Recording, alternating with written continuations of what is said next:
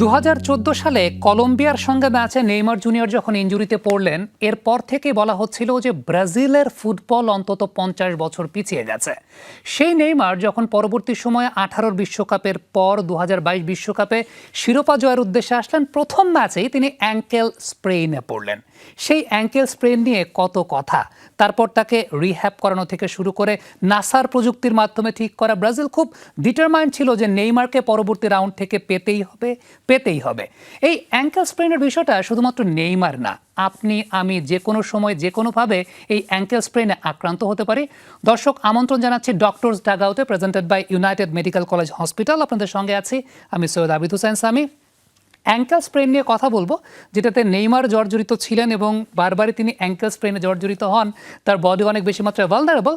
তবে এই ব্যাপার নিয়ে কথা বলার জন্য, তাতে আপনি আমি কিভাবে এই জায়গা থেকে মুক্তি পেতে পারি সে ব্যাপার নিয়ে কথা বলার জন্য আমাদের সঙ্গে স্টুডিওতে দুজন অতিথি উপস্থিত আছেন। আমাদের সঙ্গে আছেন অধ্যাপক ব্রিগেডিয়ার জেনারেল অবসরপ্রাপ্ত Abdul Mannan sir, senior consultant, orthopaedics department, United medical college hospital, যেটা ঢাকার 100 ফিটে মাদানী এভিনিউতে অবস্থিত। স্যার, আমন্ত্রণ আপনাকে ডক্টরস ডাগআউটে। ধন্যবাদ, সবাইকে শুভেচ্ছা। এবং সেই সঙ্গে আছেন mister Atikul Islam, physiotherapist consultant, medic signature clinic. আমন্ত্রণ আপনাকে। জি, আপনাকে ধন্যবাদ। স্যার, প্রথমে যে বিষয়টা নিয়ে আপনার সাথে কথা বলতে চাই, যে নেইমার জুনিয়র অনেক বেশি মাত্রায় ভালনারেবল, তার অ্যাঙ্কেল স্প্রেইন হয়, বারবার হয়। আমরা একটু দেখতে চাইবো আসলে 2022 বিশ্বকাপের সময় কি হয়েছিল নেইমারের সঙ্গে, এবং সার্বিয়ার ম্যাচে যখন অ্যাঙ্কেল স্প্রেইনে তিনি পড়েছিলেন, তার পরবর্তী পর্যায়ে তাকে ফিরিয়ে আনার জন্য তখন বলা হচ্ছিল যে নাসার প্রযুক্তি ব্যবহার করা হচ্ছে। আমরা যেমনটা দেখছি যে একদম গোড়ালির এই জায়গাটা বেশ ফুলে ফেপে উঠেছিল। আমার একটা ইনিশিয়াল প্রশ্ন স্যার, সেটা হচ্ছে যে নেইমারের গোড়ালি কি প্লাস্টিক দিয়ে তৈরি? তিনি বারবার কেন এরকম ইনজুরিতে পড়েন? ধন্যবাদ। তুমি এই ছবিটা একটু থাকুক। জি, এই অ্যাঙ্কেল স্প্রেইনের যে স্প্রেইনটা, এটার মেকানিজমটা সবচেয়ে ইম্পর্টেন্ট। হ্যাঁ, কীভাবে এই ইঞ্জুরিটা প্রথমে হলো, এবং প্রথম ইঞ্জুরিটা আরও সবচেয়ে ইম্পর্টেন্ট।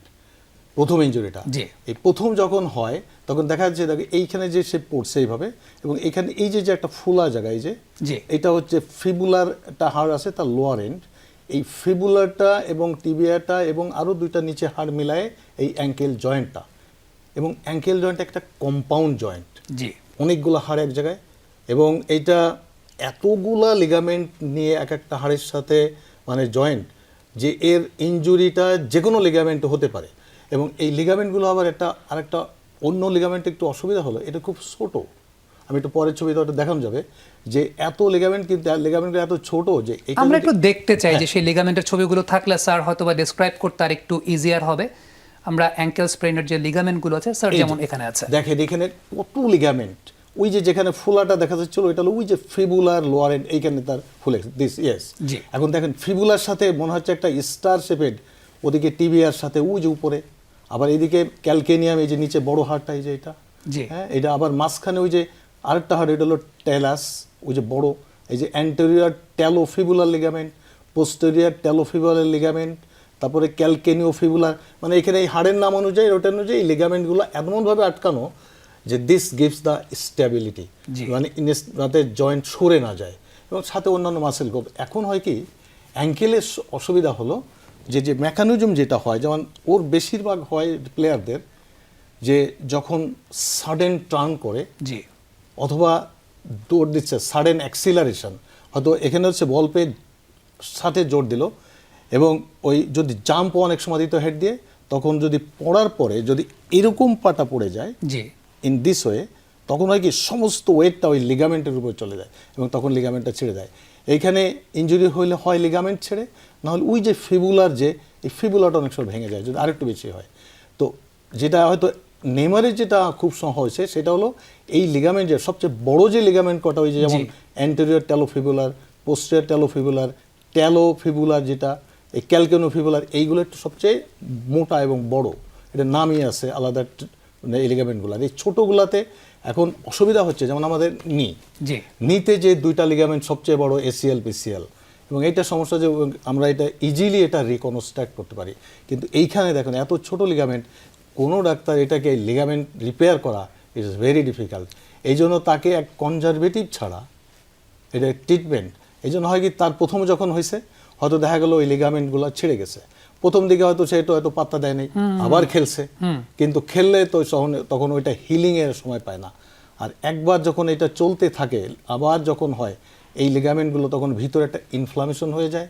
আর ওই লিগামেন্টগুলো যখন যদি সে আর রিপেয়ার না করতে পারে, তখন তো তারে আবার যেই আসবে একটু পরে যেই দৌড় দেবে আবার একটু টান লাগবে, ব্যথা হবে, ফুলে যাবে। স্যার এই জায়গাটা থেকে আমি একটু আপনার কাছে আসতে চাই আতিকুল ইসলাম। আমাদের বাংলাদেশের মানুষ কিন্তু অনেক ক্রিয়েটিভ। আমরা যখন কোনো একটা এরকম ইনজুরি হয় বা এরকম অ্যাঙ্কেল স্প্রেন হয়, সেটা যে কোনো মানুষের যে কোনোভাবেই হতে পারে, আমাদের অনেক রেমেডি আছে। আমরা তেল গরম করে মালিশ করি, আমরা হলুদ দেওয়ার চেষ্টা করি, লেপটে দেওয়ার চেষ্টা করি। আপনারা মেডিকেল সায়েন্সের ভাষায় যদি আমি চিন্তা করি, কারো অ্যাঙ্কেল স্প্রেন হলো, ইমিডিয়েট ম্যানেজমেন্টটা কি থাকে আসলে? ইমিডিয়েট আসলে যখন ইনজুরিটা হয় তখন থেকে আপনার 72 ঘন্টার মধ্যে আইসটাই হচ্ছে বা বরফটা হলো একমাত্র ট্রিটমেন্ট। জি। এখন এরপরে হলো বরফের সাথে সাথে আপনি প্রথমে আমরা যেটা দেখি যে কীরকম ফুলা থাকে। যদি ফুলা বেশি থাকে তাহলে সেক্ষেত্রে হয়তো 2 ঘন্টা পর পর 12 থেকে 15 মিনিট বা 20 মিনিট আমরা আইসিং করব। হতে পারে এটা বালতির ভিতরে অথবা অন্যান্য বরফ দেওয়ার যে মাধ্যমগুলো আছে, আইস প্যাক, জেল প্যাক, সেভাবে দেওয়া যেতে পারে। এবং তখন থেকে 72 ঘন্টার মধ্যে যতটুকু রেস্টে থাকা যায়, এটা হচ্ছে অনেক গুরুত্বপূর্ণ একটা বিষয়। সেক্ষেত্রে আপনাকে পাটা উঠিয়ে রাখতে হবে, কারণ পাটা ঝুলিয়ে থাকলে এই ফুলাটা কিন্তু বরফ দিয়ে যতটুকু কমবে আবার একইভাবে ফুলে যাবে। এবং এরপরে দেখা গেছে প্রাথমিকভাবে একজন বিশেষজ্ঞ পরামর্শক যারা আছে, যারা কিনা রিহ্যাবিলিটেশনে সহায়তা করবে, যদি মনে করে যে না কোনো প্রকার ওষুধ খাওয়া দরকার আছে, বা ইন দ্যাট কেসে ওই জায়গার মধ্যে অন্য কোনো সিমটম দেখা যাচ্ছে, কালার চেঞ্জ হতে পারে, ব্লাড জমে অনেক সময় বিভিন্ন রকম কালার হয়ে যায়, কালো হয়ে যায়, সবুজ হয়ে যায়, তখন ইন দ্যাট কেসে যদি এক্সরে করার প্রয়োজন পড়ে তো সেই ক্ষেত্রে এক্সরে করা যেতে পারে। কিন্তু প্রথম পর্যায়ে একমাত্র ট্রিটমেন্টই হচ্ছে বরফ, যেটা কিনা আইসিং করা, গরম ছেক দেয়া না, যেটা আমাদের দেশে একেবারে প্রথম 1 নম্বর ট্রিটমেন্টই হচ্ছে গরম ছেক দেওয়া।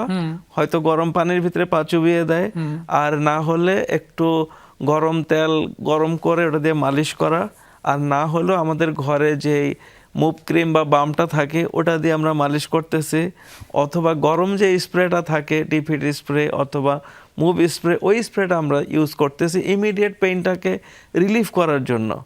কিন্তু আসলে প্রথম 72 ঘন্টা আইস ছাড়া এবং ওই জায়গায় হয়তো বা আমরাকে রেস্ট দেওয়ার জন্য ক্রেপ ব্যান্ডেজ ইউজ করতে পারি। ওকে, আপনি আইসিং এর কথাটা ইম্পর্টেন্সটা বলেছেন। স্যার আপনার কাছে আমি ফিরবো, একটা ছোট্ট বিরতির সময় হয়েছে। দর্শক, বিরতির আগে একটা বিষয় বলতে চাই, যে বিষয়টা বলা হচ্ছিল আমাদের দেশে আসলে এই ম্যানেজমেন্টের জন্য ওই গরম ছেক দেওয়া কিংবা গরম তেল ব্যবহার করার চাইতে যেটা সাজেস্ট করা হলো যে আইসিংটাই আসলে এই জায়গাটায় সবচেয়ে ইম্পর্টেন্ট ব্যাপার। স্যার আমরা ইনিশিয়াল ব্যাপার নিয়ে কথা বলছিলাম যে আসলে অ্যাঙ্কেল স্প্রেনটা কীভাবে হয়, কিন্তু এখানে আমরা অনেকগুলো ব্যাপারে শুনি, grade 1 injury, grade 2 injury, grade 3 injury. Grade 3 হলে অথবা সার্জিক্যাল প্রসিডিওরে যেতে হয়। নেইমারকে একবার কাতারে গিয়ে খুব সম্ভবত সার্জিক্যাল প্রসিডিওরে যেতে হয়েছিল। আপনারা আসলে কখন চিন্তা করেন যে আসলে এখন সার্জিক্যাল প্রসিডিওরে যেতে হবে? হ্যাঁ স্যার, এইটাই মানে আমাদের আতিক যেটা বলতেছিল যে ইনিশিয়াল কেন বরফ আর কেন গরম না, এটা একটু বলি পরে ট্রিটমেন্ট। জি।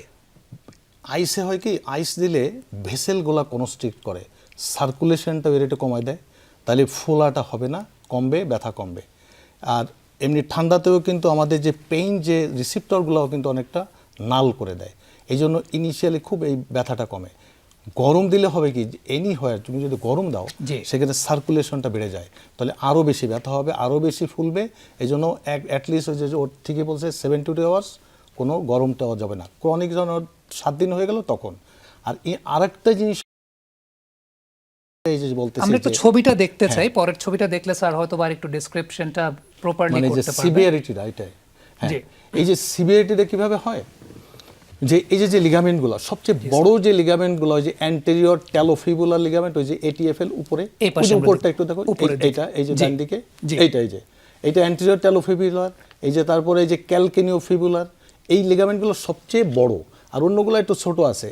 এখন আমাদের নির্ভর করতে হবে যে তার ইনজুরিটা নেচার দেখে, সাথে সাথে এক্সরে করলে সাধারণত শুধু আমরা এক্সক্লুড করতে পারি হয়তো দিয়ে ফ্র্যাকচার ভাঙ্গা আছে কিনা, একে লিগামেন্টকে তো দেখা যাবে না। বাট প্লেয়ারের ওই ইনজুরি ধরন যায়, we should go for an MRI. MRI করলে ওই লিগামেন্টগুলো রাপচার হয়েছে কিনা ধরা পড়বে, এবং ভিতরে এডিমা হয়েছে কিনা, ফুলে গেছে কিনা, বা সব কিছু দেখা যাবে। এখন ওই লিগামেন্ট যখন ছেঁড়ার উপরে গ্রেড, হয়তো লিগামেন্টে শুধু একটু স্ট্রেস হয়েছে, কোনো ফাইবার ছেড়ে নাই, এটা টাইপ 1, হয়তো একটু ফুলে যাবে। যদি একটা লিগামেন্ট ছিঁড়ে যায় তাহলে কিন্তু ভিতরে ব্লিডিং হবে, তখন ওইখানে বাইরেরটা ইকাইমোসিস হবে এবং ফুলবে বেশি, সে হাঁটতে পারবে না। 3 নম্বর যদি একেবারে টোটাল ছিঁড়ে যায় তখন তো তার অ্যাঙ্কেল আনস্টেবল হয়ে যাবে। আমরা এই জন্য করি কি, তখনই যে কোনো ক্ষেত্রেই ইনিশিয়ালি অ্যানাউন্সমেন্টটা very important then ice and সেটা তাকে একটা রেস্ট দিয়ে দিতে হবে, এবং নট উইথ ক্রিপ ব্যান্ডেজে অনেক সময় হয় না, একটা ব্যাক স্যালাম আমরা লাগাই দিই, complete rest. And complete rest এই ইনিশিয়ালি যদি না দেওয়া হয়, পরবর্তীতে আর এইটাই যা আমার মনে হয় যেটা হয়, প্রথমে এগুলো দেওয়া হয় না বলে আর ভালো হইতে চায় না, তখন এই লিগামেন্টগুলো আর জোড়াও লাগে না। যদি এরকম দেওয়া থাকলে হয়তো লিগামেন্টগুলো টিউনাইট হয়। তো এই জন্য প্রথম দিকে যেটা বরফ মানে বরফই দিতে হবে, গরম না, এর পরে দিলে তখন ভিতরে যে ইনফ্লামেশন হয় সেটা একটু কমে। আর এই সিভিয়ারিটিটা অ্যাবসলিউটলি ডিউটি দেখতে হবে আপনাকে এমআরআই করে। এই ব্যাপারটা যদি একটু আমি জিজ্ঞেস করতে চাই, তাহলে এটার রিহ্যাব প্রক্রিয়ার ব্যাপারে যদি আমি জানতে চাই।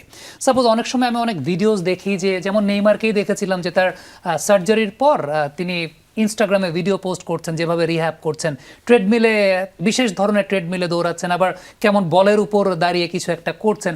এই প্রসিডিওরগুলো আপনারা কিভাবে আসলে ঠিক করেন বা কতটুকু জরুরি? আমাদের দেশে এই রিহ্যাব সংস্কৃতিটা কিন্তু খুব বেশি আসলে নাই, বাট একটা ইনজুরির পর, একটা সার্জারির পর রিহ্যাবটা কতটুকু জরুরি? আপনার এই ধরনের ইনজুরির ক্ষেত্রে রিহ্যাবটা অনেক বেশি গুরুত্বপূর্ণ, কারণ দেখা যায় যে আমাদের দেশে যেহেতু স্পোর্টস কালচারটা অনেক বেশি, কিন্তু খুব ভালো রকমের রিহ্যাব সেন্টার না থাকার কারণে, স্পোর্টস বেসড রিহ্যাব সেন্টার বা অর্থোপেডিক বেস রিহ্যাব সেন্টার না থাকার কারণে আমরা বারবারই আবার রিকারেন্ট ইনজুরির মধ্যে পড়ে যাই, কারণ আমরা জানি না আসলে যে কিভাবে আমরা কোন পর্যায়ে আছি। কিন্তু এটা আমরা যখন ডায়াগনোসিস করি যে সাপোজ অ্যাঙ্কেলটা তার কোন গ্রেডে আছে, যদি গ্রেড 1-এ থাকে তাহলে এটা একরকম হিসাব, দেখা গেছে 7 দিন থেকে 3 সপ্তাহের মধ্যে এটা কামব্যাক করা পসিবল। অথবা যদি গ্রেড 2 হয় আর একটু বেশি সময় লাগে, 1.5 মাসের মতো, আবার গ্রেড 3 হইলে আরও বেশিও লেগে যায়। কিন্তু এখানে বিষয়টা হয়েছে কি, সাধারণ মানুষ যেভাবে ট্রিট করে যে নর্মালি আইসিং করলো, হয়তোবা এরপরে অ্যাংলেট ইউজ করে, এরপরে দেখা যাচ্ছে পেইনটা কমে গেল, মেডিকেশন খাচ্ছে, তার মানে আমার কাজ হয়ে গেল। তখন সে নর্মালি হয়তো ইউটিউব দেখে বা বিভিন্ন আপনি যে রিলসের কথা বললেন এগুলো দেখে তারা বিভিন্ন টেপিং প্রসিডিওর করে নেমে যাচ্ছে মাঠে।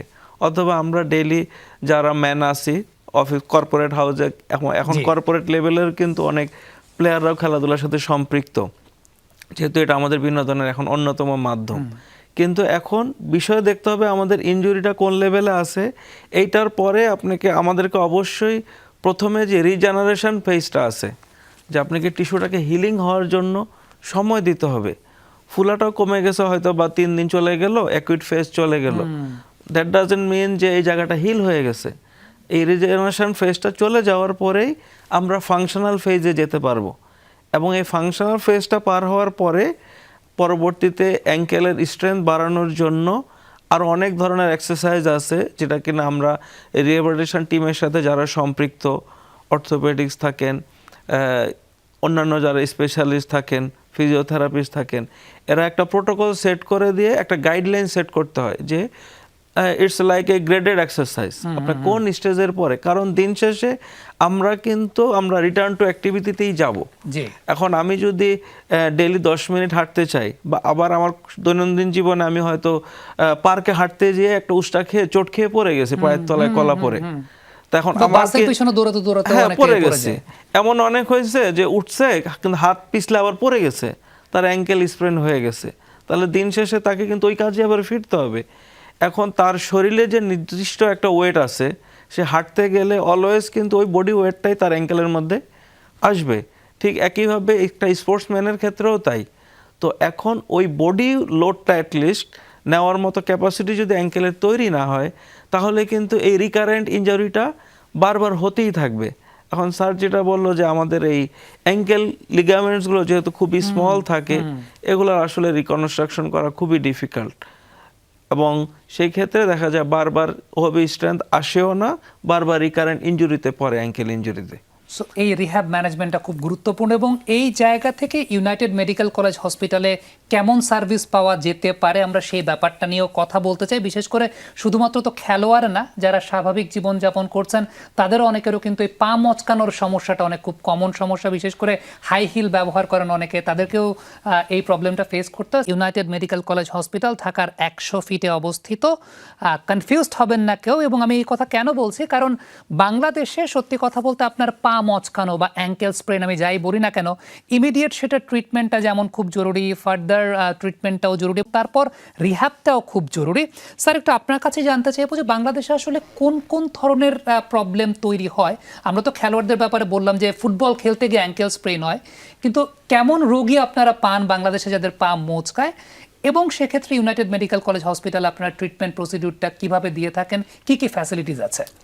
আমার এই হাসপাতালে আমার মনে হয় এখন আমি যত ম্যাক্সিমাম মনে হয় 80% রোগী এই আসলে অ্যাঙ্কেল স্প্রেন নিয়ে আসতেছে। জি, এটা বেশিরভাগ মহিলারাও আসেন, তারপরে খেলোয়াড়রা তো আসেই। তো মহিলাদের যেটা হয় বেশিরভাগ ক্ষেত্রে দেখতেছি অনেক সময় হাই হিল পরলে, হয়তো আমাদের রাস্তাগুলো তো অত ইউনিফর্ম না, যখন হাঁটলে গেলে জাস্ট হাই হিল পরে এরকম এই অবস্থায় থাকে, তো একটু এদিক ওদিক গেলেই এই হয় ইনভার্সান হয়, না হলে ইভার্সান হয়, জাস্ট অ্যাঙ্কেলটা ওই স্প্রেন হয়ে যায়। তো আমার এইখানে বেশিরভাগ রোগী এরকমই আসে, স্প্রেন ফুলে যায়, ফ্র্যাকচার খুব কম। তবে এইভাবে যেটা পড়ে এই মানে ইনভার্সান পড়লে বেশি অনেক রোগী নিয়ে আসতেছে এইভাবে, ফিবুলার হেডটাও ভেঙে যায়, অথবা ফিফথ মেটাটার্সাল বলে, এই ফিফথ মেটাটার্সালের বেসটা সেপারেট হয়ে যায়। আমার মায়েরও ভেঙেছে। হ্যাঁ, এটাকে বলে জোন্স। অনেক বেশিরভাগ আমি দেখতেছি এই জোন্স ফ্র্যাকচার অথবা এই মানে অ্যাঙ্কেল স্প্রেন। এবং এইটা আমাদের এই হাসপাতালে যে ট্রিটমেন্ট ইনশাল্লাহ এটা সবই আজ করা যায়। আমি তো সারাক্ষণ থাকি অন্তত 24 আওয়ার্স, আমাদের যারা আছে ইমার্জেন্সি তারাও থাকে। এটি ইনিশিয়াল ম্যানেজটা যা বললো আমাদের হাতে খুবই ইম্পর্টেন্ট, সেটা হলো যে আমি ডাক্তার হিসাবে যেটা বলে দেই যে দেখেন এটা আপনার হয়েছে, এটা আপনি যদি কমপ্লিট রেস্ট না দেন তাহলে কিন্তু এটা আপনি এটা সহজেই ব্যথা যাবে না, হয়তো ব্যথা গেলেও আপনি অনেক দিন ভুগতে হবে। তো অ্যাটলিস্ট আমার প্রোটোকল হলো আমি অ্যাটলিস্ট 2 সপ্তাহ একটা ব্যাক স্ল্যাব লাগাই দিই।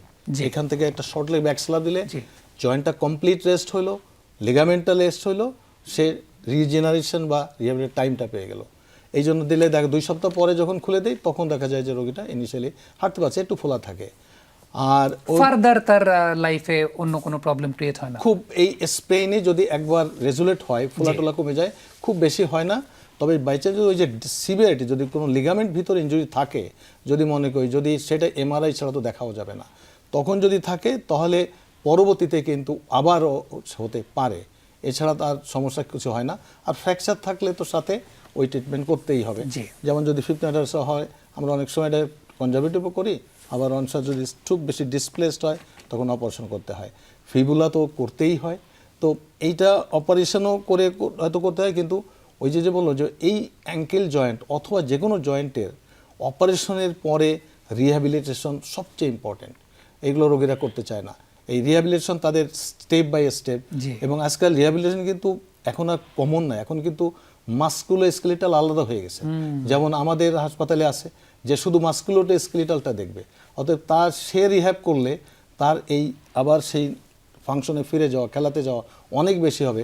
আমি তো একটা জেনারেল বলে দেবো যে এরকম করেন, তো এগুলো আমাদের হাসপাতাল ইনশাল্লাহ এখন অ্যাভেলেবল আছে। তো এই অ্যাঙ্কেল স্প্রেন বা যেগুলো শুরু থেকে শেষ পর্যন্ত সবকিছুই অ্যাভেলেবেল আছে। একটু আপনার কাছে আতিক ভাই জানতে চাইবো, সাপোজ কোনো ফুটবলার যদি এই ধরনের প্রবলেমে পড়েন, যে কোনো অ্যাথলেট এই প্রবলেমে পড়েন বা যে কোনো সাধারণ মানুষ এই প্রবলেমে পড়েন, আমাদের বাংলাদেশে আসলে মেডিক্স বা ইউনাইটেড মেডিকেল কলেজ হসপিটাল কতটুকু সার্ভিস দিতে পারছে?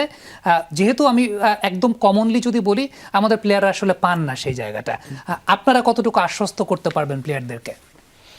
আমরা ইউনাইটেড মেডিকেল কলেজ হসপিটাল এবং মেডিক্স সিগনেচার ক্লিনিক, আমাদের যে ফিজিওথেরাপি ডিপার্টমেন্টটা রয়েছে আমাদের বিশেষজ্ঞ চিকিৎসকদের তত্ত্বাবধানে, প্লাস আমাদের এখানে অনেক অভিজ্ঞ এবং বিশেষজ্ঞ অর্থোপেডিক্স ডাক্তারগুলো রয়েছে, ফিজিক্যাল মেডিসিনের ডাক্তাররাও রয়েছে, এবং তাদের সাথেই আমরা একটা প্রোটোকল সেট করে একটা মাল্টিডিসিপ্লিনারি টিমের আওতায় একটা ট্রিটমেন্ট প্রোটোকল বা রিহ্যাবিলিটেশন গাইড খেলোয়াড়দের জন্য তৈরি করে থাকি।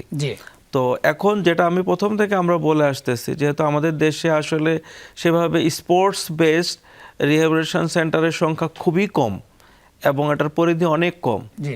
এবং এই কারণেই খেলোয়াড়রা এটা কিন্তু ভুক্তভোগী। দিন শেষে তারা কিন্তু সেবা পায় না বিধায় এখনো দেখা গেছে খেলোয়াড়দেরকে চিকিৎসা নেওয়ার জন্য অস্ট্রেলিয়া যেতে হয়, বা ক্যারিয়ার লম্বা হয় না পরবর্তী সময়ে। ক্রিকেটারদের দেখা যায় কমনলি তারা রিহ্যাব করাতে চলে যাচ্ছে অস্ট্রেলিয়া, কিন্তু ফুটবলারদের তো আসলে এতটুকু ক্যাপাবিলিটি থাকে না। আমাদের ফেডারেশন থেকে যতটুকু সাপোর্ট দেওয়ার তারা অতটুকুই সাপোর্ট দেয়।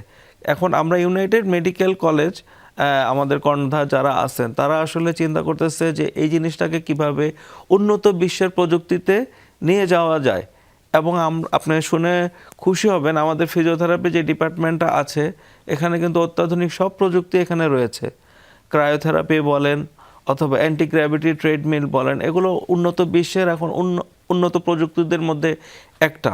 অ্যান্টি গ্র্যাভিটি ট্রেডমিল আমরা নেইমারকে দেখি, কারণ ওখানে আমরা ওই এয়ারটাকে ইউজ করি, আপনি ওখানে কমপ্লিটলি অনেক আর্লি ভাবে রান করতে পারবেন বা দৌড়াতে পারবেন। এছাড়া আরো ব্যালেন্সের অনেক মেশিন আমাদের ওখানে রয়েছে। ম্যানুয়াল থেরাপির সাথে সাথে যে কথাটা আমি বলতেছিলাম যে রিজেনারেশন ফেজ, শুরুতে 7 দিন অথবা 14 দিন, এই রিজেনারেশন ফেজে আপনার টিস্যু যে হিলিংটা, লিগামেন্টস ইনজুরির ক্ষেত্রে টিস্যু হিলিংটা অনেক বেশি ইম্পর্টেন্স। আপনি রেস্ট নেওয়ার সাথে সাথে মেডিকেশন এবং হচ্ছে ফিজিওথেরাপিটিক অন্যান্য যে ডিভাইস আছে এবং উইথ মেডিকেল থেরাপি এবং বিভিন্ন অত্যাধুনিক ফ্রিকোয়েন্সি থেরাপিগুলো, এগুলো দিয়ে আপনি যখন ইনডাইরেক্টলি বডি টিস্যুগুলোকে গাইডেড করবেন, এটা হিলিংটা কিন্তু আরো অনেক বেশি তাড়াতাড়ি হবে। অ্যালং উইথ আইস, যেটা আমি বলতেছি ক্রায়োথেরাপি। এখন আমরা হয়তো বা হোম রেমেডির ক্ষেত্রে একটা আইস ইউজ করতেছি, বাট এটা কিন্তু আমরা টেম্পারেচার কন্ট্রোল করতে পারবো না। কিন্তু বডির অ্যাকর্ডিং টু টেম্পারেচার অথবা কোন জায়গায় কতটুকু আইসিং নিতে পারবে, যেটা কিনা ক্রায়োথেরাপির ক্ষেত্রে পসিবল। প্লাস ওই যে আপনার যেটা বললেন নেইমারের ট্রিটমেন্টের ক্ষেত্রে নাসা প্রযুক্তি ইউজ করা হয়েছিল, অ্যান্টি গ্র্যাভিটি ট্রেডমিল। এই প্রযুক্তিগুলো আমরা মোটামুটি ইউনাইটেড মেডিকেল কলেজে আনতে সক্ষম হয়েছি এবং ইনশাল্লাহ আমরা স্পোর্টসের ক্ষেত্রে অনেক বিশাল ভূমিকা রাখতে পারবো খুব কুইকলি এই রিহ্যাবিলিটেশন করার ক্ষেত্রে। আপনাকে অসংখ্য ধন্যবাদ স্যার, আপনাকে অসংখ্য ধন্যবাদ আজকে আমাদেরকে সময় দেওয়ার জন্য। আমরা খুব সাধারণ ইনজুরি বলে মনে হয়, কিন্তু এটার ব্যাপ্তিটা অনেক বেশি, মানুষ হয়তো বা বুঝতে পারে না এবং সেই জায়গা থেকে ট্রিটমেন্ট প্রসিডিউরটা কিভাবে করবে সেটা হয়তো বা জানতে পারে না। আজকে আপনাদের মাধ্যমে অনেক কিছু হয়তো বা দর্শকরা জেনে গেছে। থ্যাংক ইউ সো মাচ আমাদের কাছে সময় দেওয়ার জন্য। তোমাকে সবাইকে ধন্যবাদ, দর্শকদেরকে ধন্যবাদ। দর্শক, যেমন আমরা কথা বলছিলাম যে অ্যাঙ্কেল স্প্রেন কিংবা পা মোচকানোর যে ট্রিটমেন্টের জায়গাটা, ইউনাইটেড মেডিকেল কলেজ হসপিটালে কিন্তু সকল ধরনের পদ্ধতি আছে। আপনি একদম ব্যথা পাওয়ার পর থেকে শুরু করে রিহ্যাবিলিটেশন পর্যন্ত সকল সুযোগ সুবিধা কিন্তু আপনি পেয়ে যাচ্ছেন ইউনাইটেড মেডিকেল কলেজ হসপিটালে। এই ছিল আমাদের আজকের ডক্টরস ডাগ আউটের আয়োজন। এতক্ষণ আমাদের সঙ্গে থাকার জন্য সকলকে ধন্যবাদ।